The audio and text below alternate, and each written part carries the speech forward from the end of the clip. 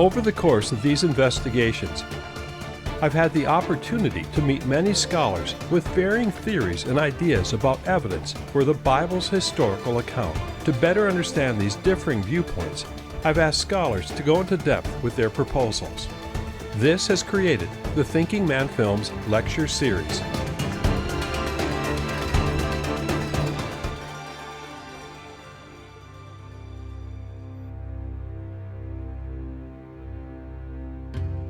Dr. Glen Fritz is an environmental geographer who has studied the route of the Exodus for over 2 decades. His research resulted in the publication of the most in-depth books on the locations of the Red Sea crossing and Mount Sinai available today.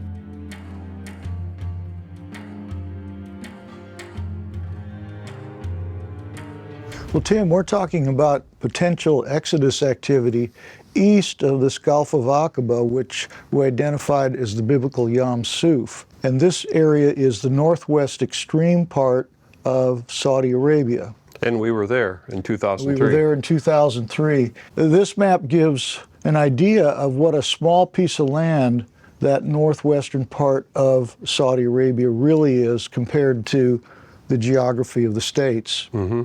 And then, of course, the Gulf is on the far end of this outlined area. And this here is all of Saudi Arabia. Yes. Okay.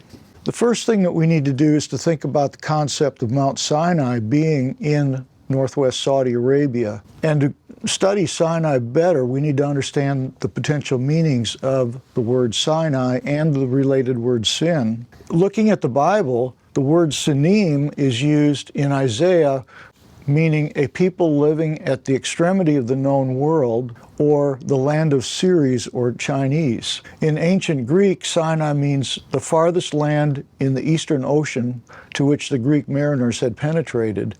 Moving forward in time, in English, Sino means Far East. Modern Hebrew, Sin means China. Sini means Chinese. In late Latin, Sine is Chinese. In modern Arabic, Sini is Chinese. And what's really interesting is the Red Sea and the Gulf of Aqaba, to some of the medieval Arab geographers, was called the China Sea. In Arabic, Al-Bahr Sini.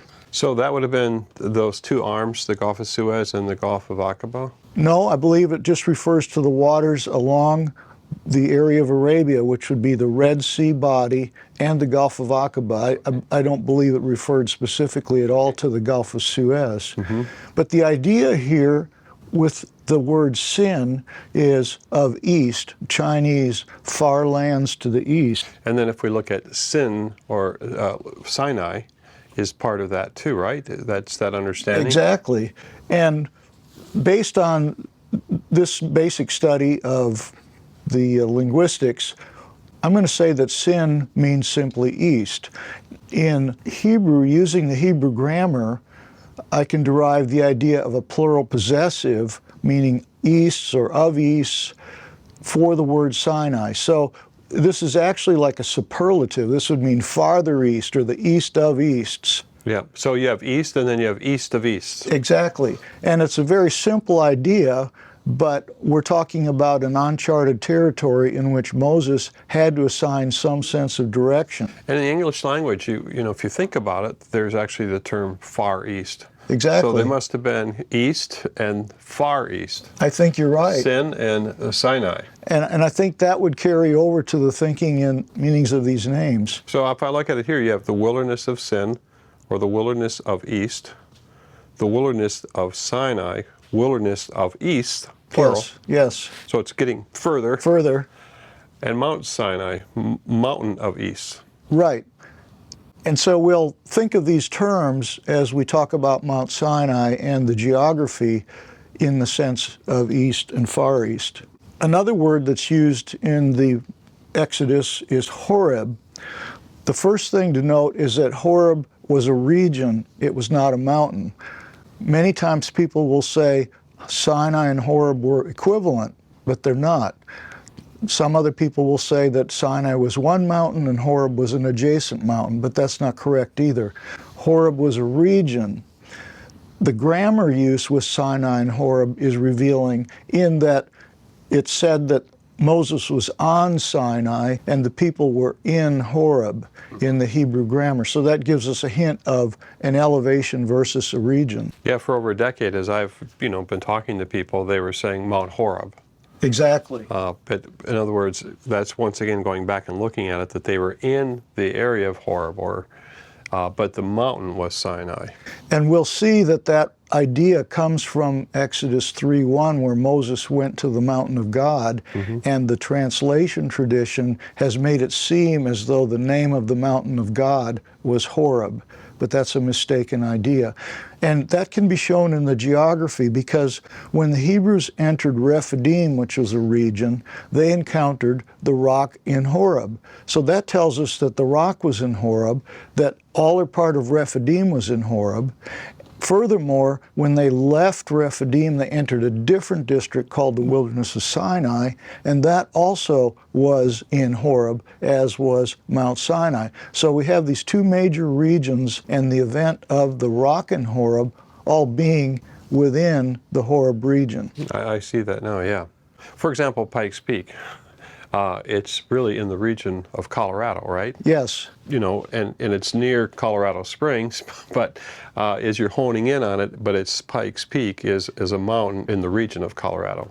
Right. And expanding on that idea, we could say the peak of Colorado, and people would say, well, that's Pikes Peak. I would say, no, it's a peak of Colorado, just like Sinai was a peak of the region of Horeb. And people, therefore, will apply Horeb to the peak itself. But Sinai was actually a mount within the region. It was a mount of Horeb. And you'll see that language in the Bible where it says Mount of Horeb, but it's actually talking about a peak located in the region of Horeb. And so there's a little bit of a linguistic thing there that we have to look at in terms of the idiom of the Hebrew and understanding what the geography is to understand the phrase. There's certain criteria we can set up for a Mount Sinai location. This is a map showing northwest Saudi Arabia in the area of ancient Midian. This is the head of the Red Sea. There are geological conditions that dictate where Mount Sinai might be located. And did those come from the biblical text? Actually, they come from a variety of sources: historical, biblical, geographical.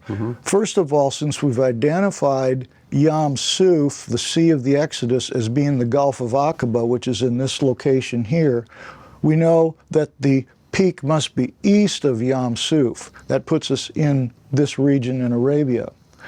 Secondly, the historians Josephus and Philo said that Mount Sinai was the tallest peak in the region. So we're looking for a tall peak or the tallest peak in this region east of the sea. Then we know from historians Eusebius and Jerome, which we'll look at in a few minutes, that Midian was in the proximity of the mountain. And if we can identify where ancient Midian is, we know that we're looking for the tallest mountain, at least in the vicinity of Midian. And that's because Moses actually lived in the land of Midian, so he would have been close by, I would think. When Exactly. He exiled for 40 years in the land of Midian, and then he took Jethro's herds from Midian to the mountain of God, which is the same as Mount Sinai. And so there's a sense of proximity there. The mountain was not necessarily within Midian, but there's an idea of proximity just in that story. Then we do read in Exodus chapter 3 that the mountain was located on the backside of a wilderness relative to Midian. If we look at this map, there's a mountain range lying between the sea and the highland sandy plateau. This rough mountain range, wilderness, is very difficult to traverse. There are very few navigable routes through this rough wilderness. And when I've been in this area, and you get an idea that there's nothing there. There's no. If you were there, you would have a difficult time surviving, because you have to get to the places where there's water. Yes, and the coastal oases were key population areas for that reason. And so this whole vast area up and through here is a wilderness area. It's very difficult to exist in. Exactly. And for Moses to take the flocks to a highland pasture for seasonal feeding, he would go to the highlands, which is called the Hisma now. In antiquity, at the time of the Bible, I believe Horeb was the name for the region. And therefore, we're looking for a mountain on the backside of this wilderness, the rear of the wilderness, because Moses went to the rear of the wilderness where he encountered the mountain of God. And what you're suggesting then is that this area through here is Midian, right? I'm suggesting that the coastal area that was habitable due to water was Midian. The mountainous region was certainly frequented by the herders, the people for pastoral reasons, but I don't think it was really settled like the coastal area was. So I confine Midian to the coastal oases where there would have been water resources. And then to feed the herds in the warm summer months, they'd go to the highlands, which this is a 4,000-foot plateau. They have to go behind the wilderness to reach this sandstone area.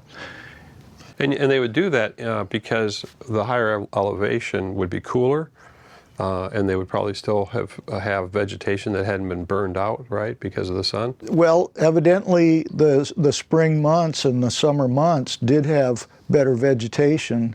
Some of the historical reports indicate that, but certainly cooler temperatures as well. And so the next condition would be a highland pasture setting, which we've already been discussing, that the mountain of God would be associated with a setting suitable for pasturing, and that would have been the highlands. And so the interface of the mountain would be toward this highland pasture area. It wouldn't be toward the rocky, desolate mountain ranges that lie in this part of the wilderness. It would be on the back side of that, facing the highlands. So that's why a highland setting for the base of Mount Sinai is one of the conditions listed here. I remember reading that it says that Moses went to the far side or the back side of the wilderness. Exactly, that's in Exodus 3:1. So that means that if he was living in this area here with his father-in-law, and this is the wilderness, you're suggesting that he went somehow back to this area. Exactly. He had to get to the backside, the back edge, and this is relative to Midian. You have Midian here, you have the sea is the front side, and the backside is the wilderness. So he moved to the backside relative to where he was living, his habitation. Is there any precedent in throughout history that people actually grazed animals? There is. That's a Bedouin historically observed activity, and the seasonal movement of the herds was a common thing in the history that we do have. So it's been happening. They've come from this area and they've moved back into this area. Exactly. And I believe that the story of Moses taking the herds to the backside of the wilderness was not a one-time thing. It was an annual event to do that with the herds. Another geographical condition is passable routes of travel, not just for herdsmen, but for a multitude. This mountain had to be reached by a broad, navigable route within the wilderness in order to be justified as Mount Sinai. That means that there has to be a corridor through this wilderness that could be traversed by a large multitude with their herds. On this particular map here, I show a couple of trails that a herdsman could follow to reach the backside of the wilderness, but they wouldn't be suitable for a multitude. There is a route to the south here that we'll discuss later that is suitable and was the main route between the inland and the Red Sea coast. So we have to have traversable routes. We can't have steep slopes and narrow passes. We have to have something that is broad and wide and accessible to hundreds of thousands of people. The final point is that the terrain around the mountain needs to be large enough and of a condition that could host the multitude for 11 months. They were at the mountain for 11 months and 5 days. And you think there's an area that has that? Yes, and if we look at the various mountain peaks in this area, First of all, the lower peaks I rule out because of the condition that the highest peak was Mount Sinai.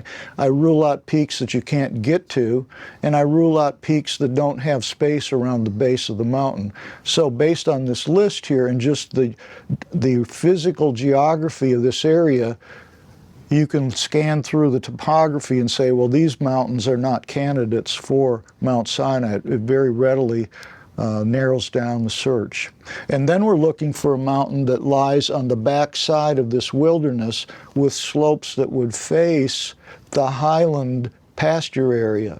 So slopes that are facing primarily to the ocean don't fit the idea of accessibility from the highland pasture area.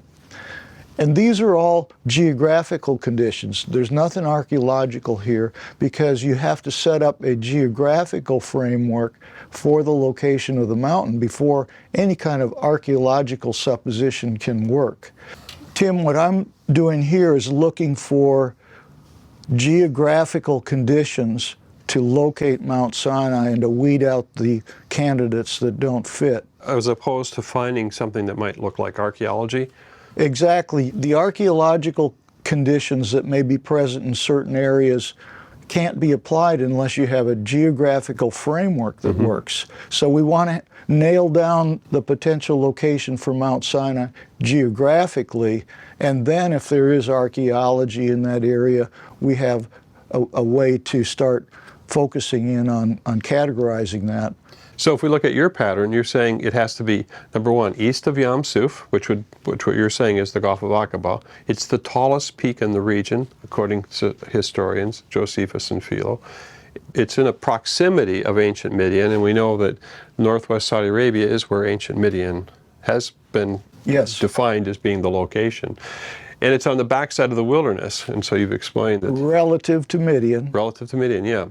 And it's a high pasture setting, which is this high pasture of what you're suggesting, which is what you've seen throughout history with the tradition of Bedouins being up in this area. It has a passable travel routes for a multitude, which you're going to show me, right? Yes, we're going to go over possibilities there. The terrain would be able to host a multitude for at least 11 months. Correct. All right, well, I'd like to see how this comes together. Jabal al Maqla, which is part of the Jabal al Lawz range shown here, turns out to be the likely candidate without going through all of the research and steps to arrive at that. Jabal al Lawz does have the highest peak in the region. Jabal Maqla is part of the range. It's about 4.5 miles away, but it is part of the Jabal al Lawz range. And Jabal Maqla does happen to meet all of the conditions that we just discussed. So we're going to keep this in mind as our hypothesis for the location of Mount Sinai. Could these be considered like twin peaks as well? Almost like on the same, I mean, they're the same mountain system, right? But there's two peaks. In a way, you could think of that, but the way the terrain lays out here when you're there personally, it's hard to detect the individual peaks. And even Jabal Maqla itself has two peaks. Then you have 4.5 miles away, you have the actual Jabal al Lawz peak. These are a series of 3 high peaks, and then there's another mountain right next to Jabal Maqla which has a similar height peak, similar to Jabal Maqla. There's actually a series of peaks in Jabal al Lawz range, and when you're there personally, due to the terrain, it's hard to discern the heights of the peaks and the relative positions. I want to just show a profile of the topography in that area, starting with the seacoast. Then the lowlands sloping to the sea are called Ettihama. Then we have the coastal slopes called Jabal Tahama and the Continental Divide, and these mountains in general are called the Hejaz Mountains. Jebel Shafa means the mountain of the lip, and that is named because it's the lip of the Hizma, which is the highland plateau. And it's on this lip in the Jebel Shafa range that we find the range of Jabal al Lawz located. So you're thinking that Moses was down in this area, and he brought his sheep up, through, he came maybe through a pass, and he would be up in this area, grazing the sheep. Exactly. he would be at the 4,000-foot plateau, and he would be discovering the slopes of the mountain of God facing this plateau, and the entire slope that faces the Hizma is called in general Jabal Shafa, the mountain of the lip. And when you're on the Hizma plateau looking at the mountains, it does look like a lip. It looks like a lip of a coffee cup. It doesn't stick up very far above the plateau because the plateau is at such a great elevation already. And I think there was some, historical commentaries that said it was a high mountain and then it was a low mountain. I mean, do you remember what I'm saying? Exactly. Some of the rabbinic comments were that Mount Sinai was a low mountain. And in my study of the geography, both ideas are correct. It was a high mountain and it was a low mountain. If you're down in the coastal area, it's a high mountain. Exactly. If you're up here, it doesn't look that high. It looks low, and you've been there also. These peaks do not look that high because you're already at a very high elevation. For instance, at the foot of Jabal Maqla, you're at almost 5,000 feet, and you're looking at a peak that's a little over 7,000 feet. Yes, and I can tell you that when you're at Nuweiba, you can see the peaks in Saudi. And that's the thing that I found sort of startling. In fact, when we've seen photography from up on these peaks, you can actually see out to the Red Sea. Yes, and from the west, you have very high mountains visibly from both sides of the Gulf looking toward them. But when you're actually on the Hizma, as the rabbinic writings indicate, it appears to be a low mountain. And if the Israelites were in an encampment here, it wouldn't have seemed like a large mountain. No, that's definitely the case. So why can't you just go straight from the sea to this mountain over here? Why do you have to go all the way down through here? That's a great question, and the problem is this ridge of mountainous terrain. It's very difficult to pass through this way unless you take either the northern pass or the southern pass. So the key reason would be terrain. Yeah, and as we've traveled here, I mean, there's no way you're going to get through this area. I mean, there's no reason for people to try to make a road through there, first of all. Yes.